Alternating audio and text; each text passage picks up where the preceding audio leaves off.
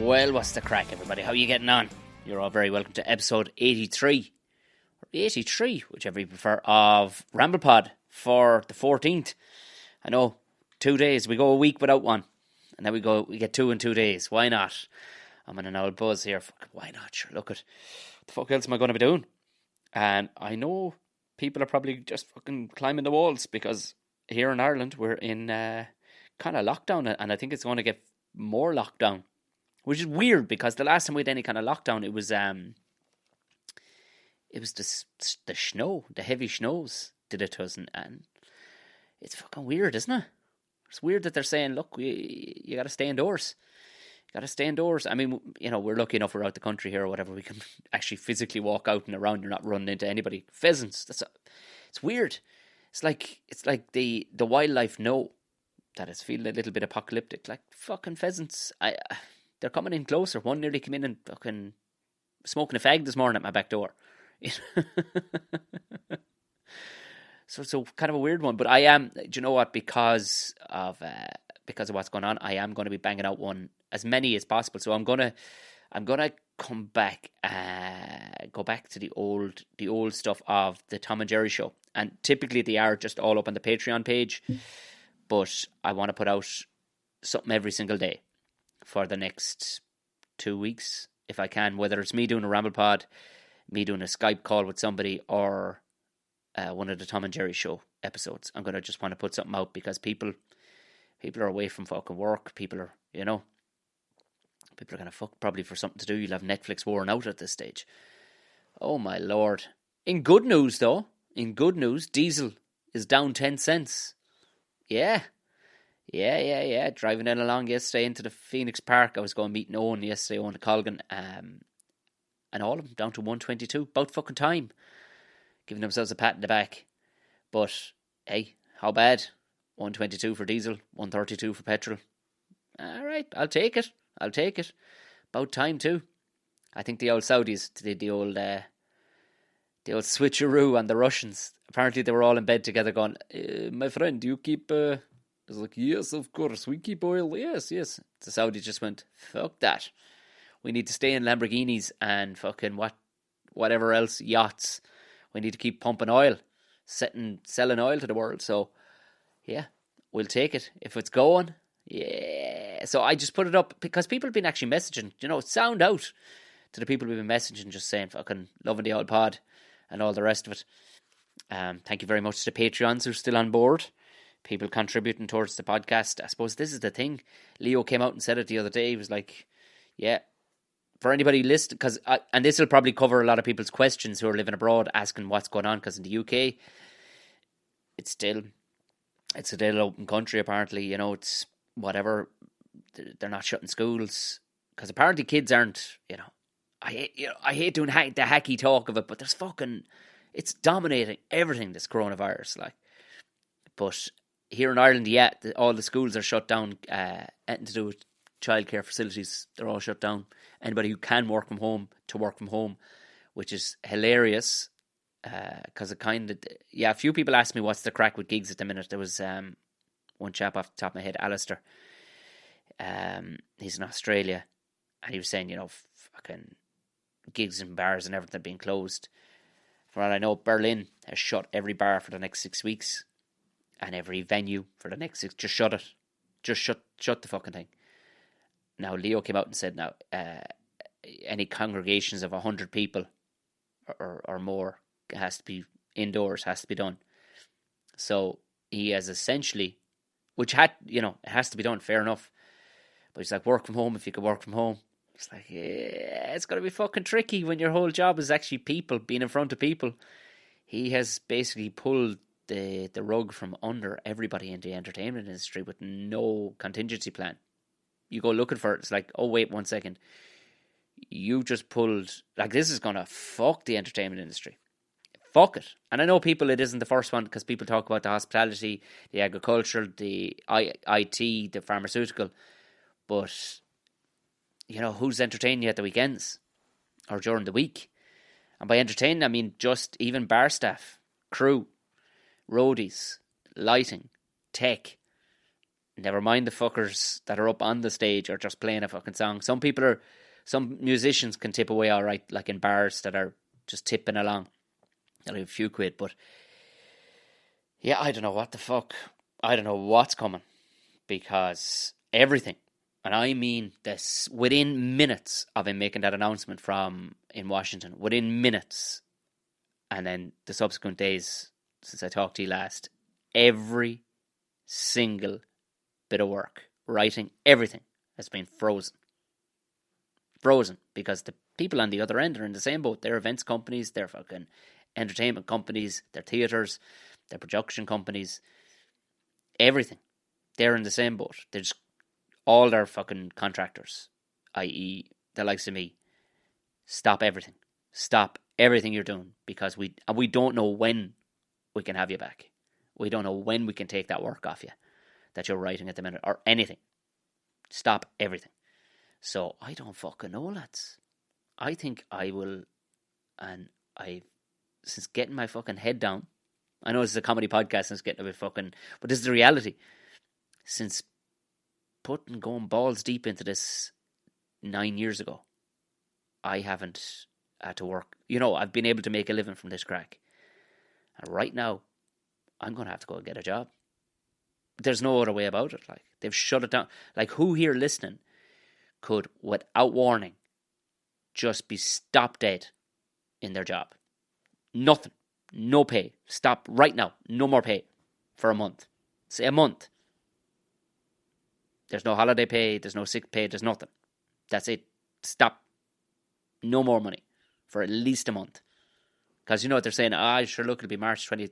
Nobody's buying a ticket for fucking March 31st. Do you know? Nobody is. Nobody's buying one for fucking April 1st. I would say we'll be lucky to see 6 months. Maybe, if we can get a handle, if the country can get a handle on this thing, maybe it'll be, I don't know, 4 months. But in all reality, I'd say it's going to kick the tits off everything. Theatres, fucking bars, clubs, everything is going to be fucked. And I know, out of sight, out of mind for most people, you're kind of going, yeah. And I totally get that. Because for me, it's like, yeah, I know you're talking about healthcare assistance, and I get it. But there's a lot of my friends are in the exact same boat. I don't know what people are going to do for rent, mortgages. It's going to be fucking tough. It's going to be fucking tough. There's got to be some stark fucking emails and phone calls have to be made. Going, I don't know. I mean, they're talking about, you can, there's element of going on the old scratch, the dole. Yeah, what fucking use is that to anybody? What is it, 200 quid a week? That wouldn't fucking... I've talked about this in the past. Heavy weeks. I've put 200 fucking quid's worth of diesel into the car. You know what I mean? Like, on heavy work weeks. Now, all right, on that flip side, there ain't going to be a lot of fucking work, but you got to generate something. You got to be doing something. My whole business was, outside of this is the only other level of creativity that I can put out. And it, let's be honest, there's a million fucking podcasts, and, I suppose there's some that are probably doing really well. Like Blind Boy would be fine. Like, because he is such, I suppose, a following anyway, as a result of the Rubber Bandits and all the rest of it. Like, there's talks that through his Patreon, I don't know how true it is, but there's talks he's making 20 to 30,000 a month through his Patreon. People just giving him money. So, I mean, I would dare shave a zero off that for him. I would say it's closer to maybe 4,000 or 5,000 a month. Still though, you'd buy enough fucking plastic bags with that joke, wouldn't you? But that's few and far between. You know what I mean? So this is why I'm saying I'm going to fucking be pumping out. What else can I do? The fucking house will be spotless. Our hands are tied. Can't go out and do anything other than I'm going to have to. I would think. I can't see it going any other way. I'm going to have to fucking. What the fuck am I going to do? Who the fuck wants to? Like. So tell me, Tom, what have you been doing up till now? Well, we googled you there, Tom. You painted yourself into a bit of a corner there, Tom. I don't know. who's going to be even fucking looking for people? I just have to go labouring or something. Do you know? Even where the fuck do you start that? Because I'm guessing there's a lot of people going to be going that way. Where do you fucking start? Who wants to give me a job? I'll just tell you jokes all day. I'll just tell you jokes through the window. How's that? Or if you need your lawn cut or something like that. I'll tell jokes while cutting your lawn. I think that's the way we're fucking going with it at the minute. But that was one of the questions. A couple of people kind of came at me with that, like, what's the crack? What's the fucking crack with that? And that isn't the story, where all you can do is try and remain positive, but positivity won't fucking put spuds on the table, you know what I mean? So there's a bit of time in the hope that something, you're kind of hoping, but like, this is the thing, like, people get all fucking arsey about politics and this, that and the other. Like, I pay my taxes, but never once have I felt any benefit from any form of government. Never once. I can't genuinely say directly. And this time of crisis, here's a time of crisis for, in specific, the entertainment industry, who they just locked down. And this goes for people who are full-time stewards in Croke Park that are full-time. Now, okay, they're not, it's, okay, to narrow it down, to be self-employed in the entertainment industry. That's who are, the second he made that announcement, you want to see Instagram, my emails, my fucking phone blew up with phone calls, with texts going, sorry man. And you knew they were sending it to fucking 100 other people too. And you try and stay, all you can do is stay fucking positive and go, well, I hope to fuck all the tax I've been fucking paying these cunts, that they do something with it. Do you know? I know it's not a pension fund you're throwing money at, but you're paying fucking tax for telling jokes. And you're hoping they fucking do something. An Australian guy, I don't know, was he a minister of something? I posted on my Facebook, whatever. It was, he said it. He said all that. He was like, the fucking entertainment industry are fucked. You fucked them, and something will have to be done, because these people live gig to gig. Now, thankfully, I mean, I've been working my stones off, and I've gotten to, you know, A level where, you know, I can fucking survive. There's a lot of lads who are in a worse boat than me, and probably ladies too, you know. But let's hope fucking, you know, let's hope we get a fucking 10,000 more fucking followers in the next week, that people get so bored they turn to Irish podcasts immediately. I had other questions. I wrote it. Did I write them? I fucking did. I did. Oh yeah, I mean, it ties into it. There was a chap, Rob. I get asked this one a lot. It's a strange one. I suppose maybe people are just curious how you go about it. It's how do comedians get paid? Is there set fees and stuff like that? The long and the short answer is you get paid what you fucking, you know, what you negotiate with. Now, a lot of the time it is just a set fee for set clubs and stuff that have been open a long time. They just have a set fee for maybe hosting, going on first, going on in the middle, and being a headliner. You know what I mean? A lot of time they have set fees. Different clubs have set fees that they've, you know, negotiate with the comedian. Sometimes the comedian, you know, they'll risk taking a part of the door. Now, if it's your show, if you're putting on your own one-man show, one-woman show, whatever, you'll most likely do a door split with the venue.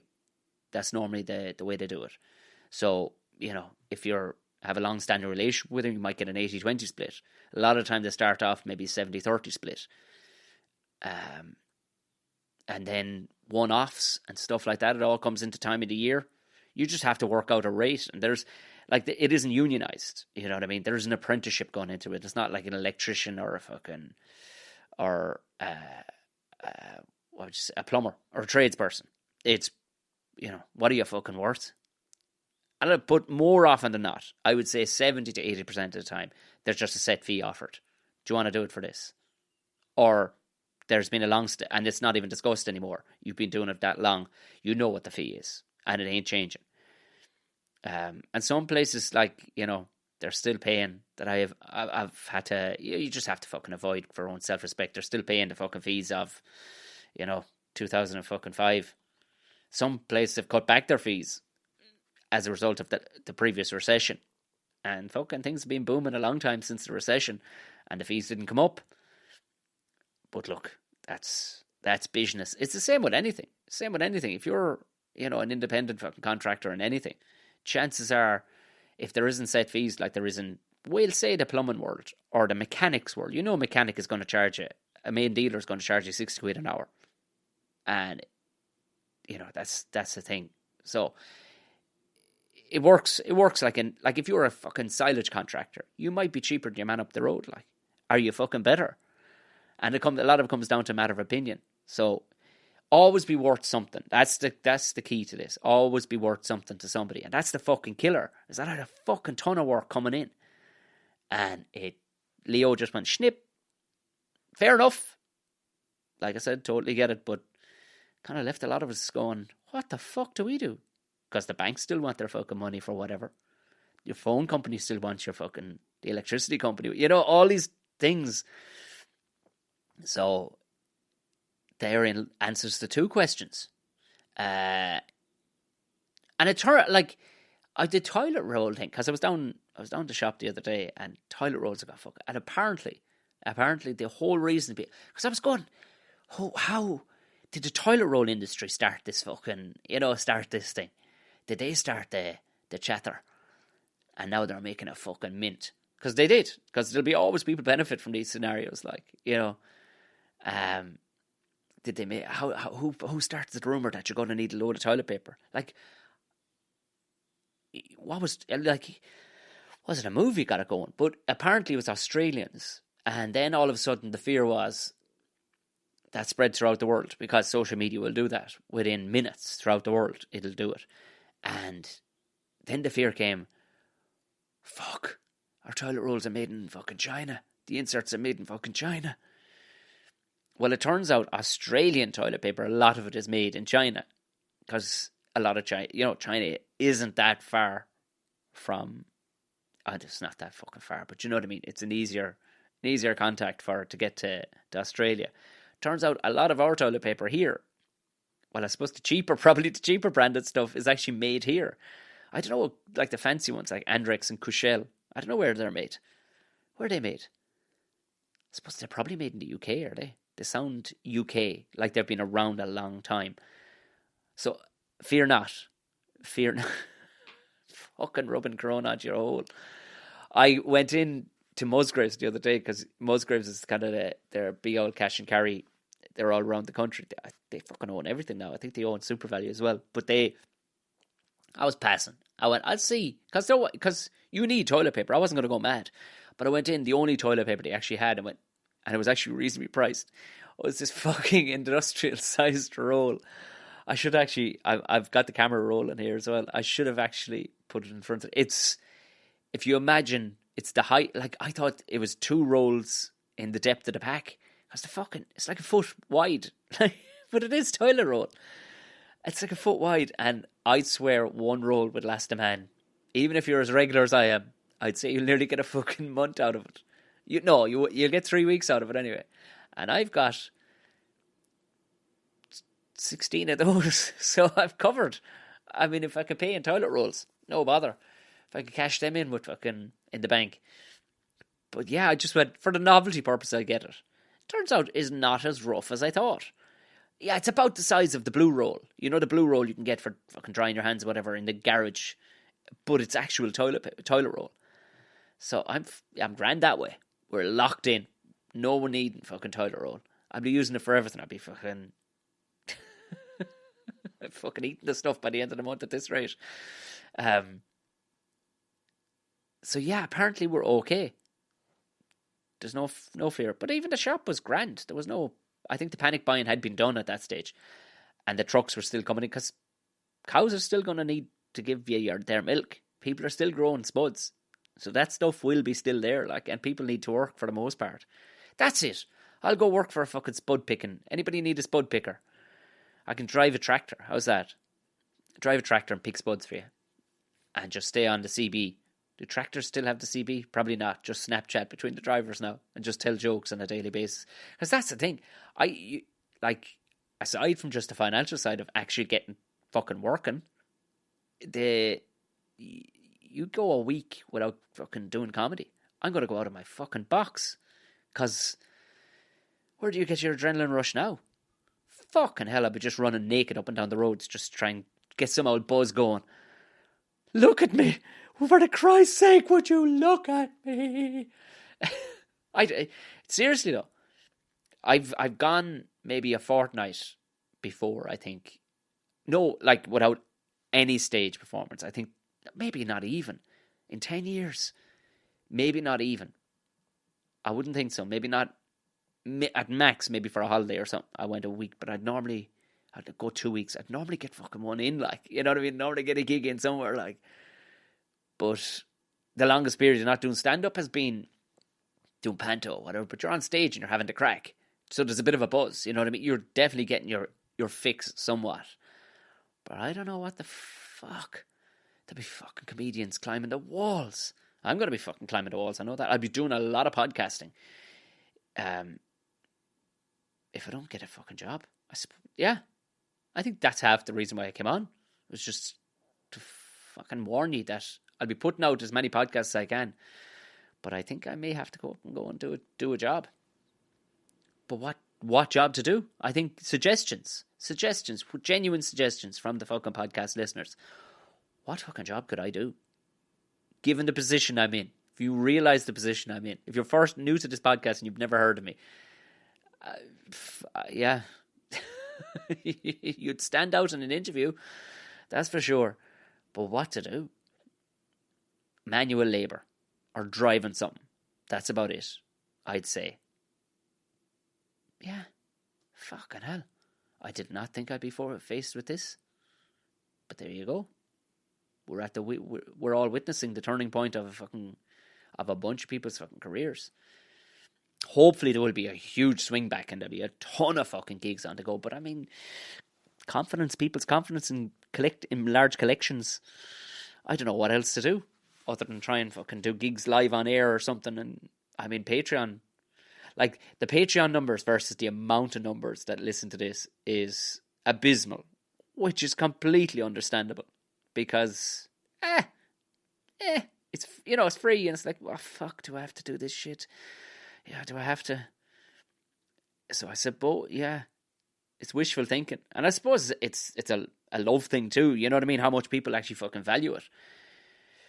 Because I suppose there's only a couple of dozen patrons on this, and which is not bad versus a lot of people's ones. But versus the actual numbers of downloads, oh, fucking hell. If everybody who downloaded this paid the €3, I would not have to do anything else. Simple as that. I could just podcast. That'd be fucking sweet as a nut. I have my own proper fucking setup.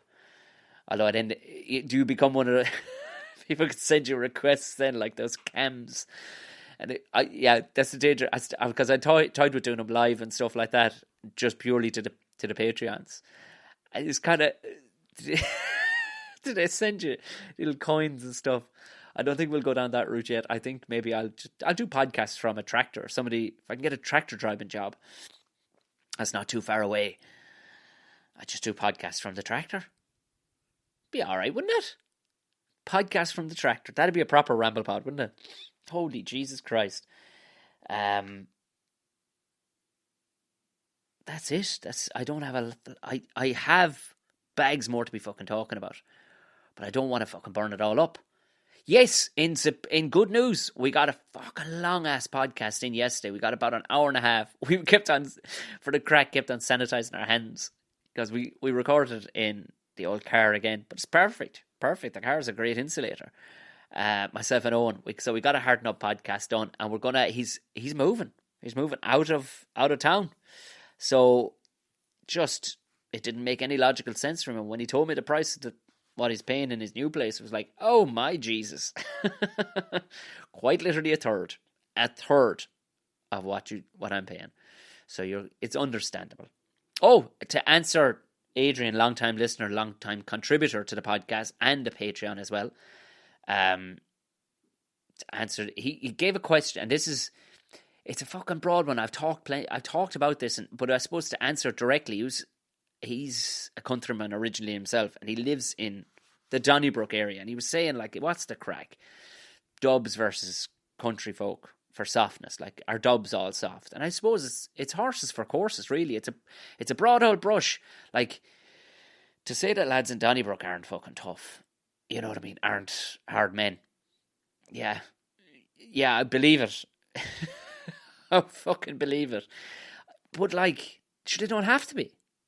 This is the thing. I remember talking with Andy Dunn about this. Like, he grew up and there was a man to be gotten to do a thing. And I mean, plenty of the conversations I've had with people who are from Dublin. I remember I did a thing a couple of weeks ago, and it was a casting for a thing. And there was a large group of men came in, and women came in, and they were coming through in droves of a dozen at a time.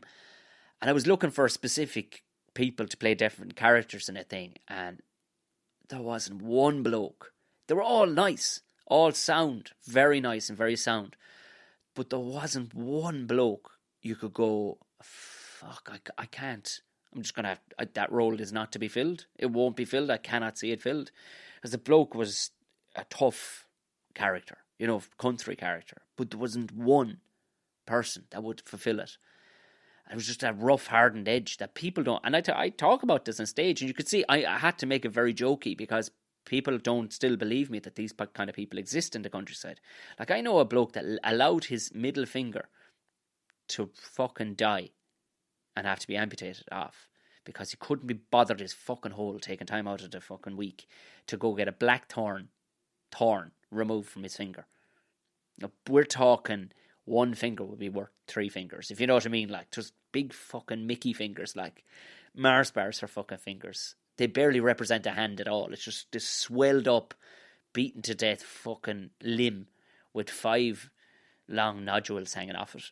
And, well, now he's down to 4 on one hand. And I think he fucking might have lost one on the other one with a gate crushing it or something. But... yeah, he had a black thorn, and he just went, oh, the fucking old fucking quacks, I'm not going to that fucking doctor. To heal itself. It didn't heal itself. It got hyper fucking infected.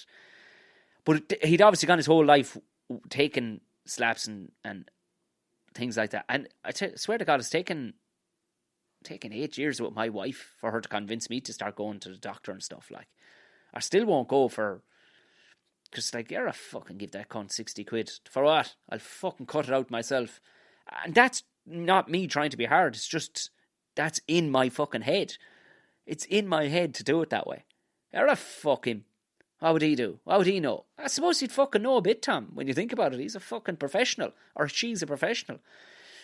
And even a flu jab, like, prior to that, I don't know what I was in for. Oh, the busted ribs. I broke a couple of ribs. And prior to that, the only time I'd been to the GP was about 7 or 8, 9 years ago, where I got a slap in the fucking ear. I can't remember what for. A good while previous. Maybe it's fucking martial arts or rugby or something, or just got a belt of a door or something. But there's a fucking chunk of fucking cauliflower that was basically sitting outside my ear nearly. And it didn't look right. It wasn't bothering me all that much. But it was kind of fucking... it was a touch tender, alright, but... it was just a fucking knob of a thing that was growing out of the side of it. It wasn't even... like, if you had a full cauliflower ear, you go, Grant! But it wasn't. It was just its own kind of little fucking nodule of a thing. So I just went into the old doc and they cut it out. Just like a lump of old grizzle under the couple of stitches. And that was it. And that's what I'm kind of saying to Adrian. He's saying, like, just the men around him who he tries to have conversations with, they've no talk of tearing and rooting, as he says himself, like, and they just fucking don't. And horses for courses, why would they? There's no need in that carry on. There's no need in that. And it took a long fucking time for me. And I'd be at fucking, you know, dinner yokes and stuff like that. And you try to meet common ground with guys. And you're going, because you didn't grow up with that, I've almost nothing to talk to you about. And I feel so fucking rude sometimes. But all you can do then is try and talk about sport. And if all they're into is soccer, I'm fucking at sea because I know nothing about soccer. You know, and now this coronavirus has come up. That's the only thing in conversation, and only will be in conversation for the next year. So it's I suppose it's conversing at fucking dinner parties and fucking house parties and stuff like that. And I suppose all you can do is try and talk about maybe music or something, you know. And people think I'm dog rough. You know, yeah, Tom would have, you know, that'll be that sort of fella. It's just, I don't mean to be. But that's all that is. That's all I was fucking raised with. So I need to actually, do you know what? If anything, I need to tailor myself a bit too, like, because soften the chat a bit. Like, there's, because you just feel fucking rude. And I know for a lot of people, that's who the people are listening to this podcast, is people who are living in amongst city folk. And it's city folk kind of going, do these people really exist? They fucking do. I'm telling you now. The man I'm talking about, I know is two of his sons listen to this podcast. So I won't name him. Not that they give a fuck, but that lost that finger. And that sort of thinking is ingrained in me, is to fucking drive on and sort it yourself. Which is enough, and again, because you were tearing and rooting, like, you can't see my hand. Actually, I'm probably gone that soft myself these days, like, do you know? I definitely would have reverted a bit. It's not like my hands aren't what they were back in the fucking day when you're fucking pulling and dragging at a fucking thing. I could still throw my hand to a yoke, but I definitely need a bit of conditioning for a week or two. Anyway, I'd say I'd be, if I was put on a fucking pickaxe for a fucking week, I'd sleep at night, I tell you. Holding a mic is about, and driving a car, that's about as busy as about as hard as my labour needs to be. Although I spent an hour splitting wood the other day when I just had to decompress these fucking phone calls, man. I'm getting better with the stress levels too, like. A lot of it is the fact that I'm out the country, but, oh man, once Leo dropped that hammer, the phone, the emails, everything just lit up. It's gone. The gig's gone. Stop everything. Stop everything. Your fucking world starts closing in around you. Imagine that you don't work for anybody anymore. You're self-employed and you've fucking things nicely trucking. You have a nice little system going, and then all of a sudden, bang, in 1 hour, every single person you work for, just rings you, texts you, emails you going, stop everything. Stop it immediately. It's fucking Jesus. So you have to gotta fucking take a deep breath.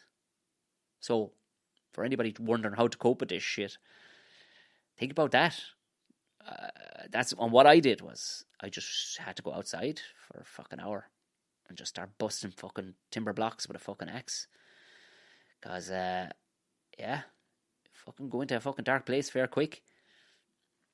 And you need to look at the good things. You come inside and the wife has a cup of tea for you. The uncle is fucking roaring laughing. Do you know? You're a fucked it. We'll fucking get it sorted some which way, won't we? So, stay tough. Stay strong. We'll fucking power on through this bastard together. Look over the fucking dog. She having the time of her life snoozing away. Huh? Dog will get through it alright.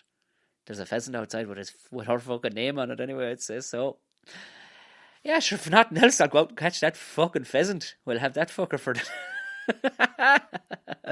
Look, I'm going to tip on, if you do feel like contributing to the Patreon after that was, try to keep it light crack. I keep on forgetting I'm on fucking camera here.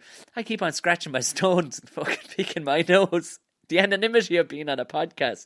And the majority of people will listen to the podcast. There's only a few people watch the videos and stuff, but as the fella says, you're doing yourself an injustice by not filming the thing. Because for people that are into that, more power to you. But just, you have to be careful. It's not that I pulled at me bollocks an awful lot, but just even twice in a half an hour is a lot for people to be looking at if that's not a thing. You go, fuck it. I can't be looking at this fella scratching his stones. I need to zoom in with the camera a bit better. But yeah, do you want to merch or Patreon to support the artist that you're mad about? Go for it. It'll be in the show notes. It isn't a GoFundMe or anything like that, so it's more power to you. I'll be putting these out free of charge anyway, but more so for a service to society. I'll be putting out a podcast for the next 2 weeks. You'll be getting something, whether it's me doing Ramble or if I can get more done with Owen, because with him moving further away, we have worked out how to Skype properly to each other, and it's a platform that I need to actually. I didn't realise how people did it before, but Gordo explained it to me, and a good few techie people that listen to podcasts explained to me. It's a subscription service that I'm going to have to pay for, which is fair enough. It just has to be fucking done. That records, and I don't know if it records the video of it, which would be great if we can record the video of it back and forth, but definitely it records cleanly the audio through Skype. So that will be going forward from now. That's where myself and Owen would be, because really it was just a case that we couldn't meet up And now that the fucking rug has been pulled away from all our work, it would seem we're going to have a lot more time on our fucking hands now. Hopefully we'll get more done if neither one of us have to go and get a job picking fucking spuds for somebody. But there will be an hour and a half podcast of Hard Up will be out Monday, so today being Saturday. I'll have a Tom and Jerry show out for you. I might put a teaser out after this one as well, and I'll put it out, probably another one tomorrow. Hard Up will be out Monday.